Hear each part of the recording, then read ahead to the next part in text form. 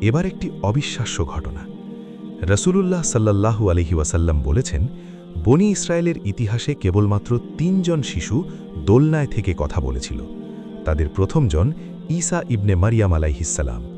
আরেকজনের কাহিনী জড়িয়ে আছে জুরাইজ নামক এক নিষ্ঠাবান আবেদের সঙ্গে। জুরাইজ নিজের জন্য একটি উপাসনালয় নির্মাণ করেছিলেন, সেখানে তিনি দিন-রাত আল্লাহর ইবাদতে মগ্ন থাকতেন। একদিন তার মা এসে ডাক দিলেন, জুরাইজ, কিন্তু তিনি তখন নামাজরত। মনে মনে দ্বিধায় পড়ে গেলেন, মায়ের ডাকে সাড়া দেব নাকি নামাজ চালিয়ে যাব। তিনি নামাজ অব্যাহত রাখলেন। পরের দিনও একই ঘটনা ঘটল। তৃতীয় দিনেও তার মা এলেন, কিন্তু জুরাইজ নামাজ ছাড়লেন না।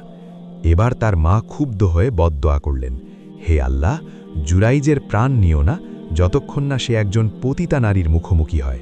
সেই এলাকায় কিছু হিংসুক মানুষ ছিল। তারা জুরাইজের সুনামকে ধ্বংস করতে চাইত। একজন সুন্দরী কিন্তু দুশ্চরিত্রা নারীকে দিয়ে তারা জুরাইজকে ফাঁদে ফেলার ষড়যন্ত্র করল। সেই নারী জুরাইজের উপাসনালয়ে গিয়ে তাকে প্রলুব্ধ করার চেষ্টা করল, কিন্তু জুরাইজ তাকে এক বিন্দু পাত্তা দিলেন না। ব্যর্থ হয়ে সেই নারীর নিকটস্থ এক রাখালের সঙ্গে অবৈধ সম্পর্কে জড়াল, গর্ভবতী হল এবং সন্তান জন্মদানের পর ঘোষণা করল এটা জুরাইজের সন্তান। জনতা ক্ষিপ্ত হয়ে উঠল। তারা জুরাইজের উপাসনালয় গুঁড়িয়ে দিল, তাকে টেনে বের করে আনল, প্রহার করতে লাগল। জুরাইজ বললেন, একটু থামো, আমাকে নামাজ পড়তে দাও। নামাজ সম্পন্ন করে তিনি সেই নবজাতকের কাছে গেলেন, আলতো করে তার পেটে স্পর্শ করে জিজ্ঞেস করলেন, হে শিশু, তোমার পিতাকে?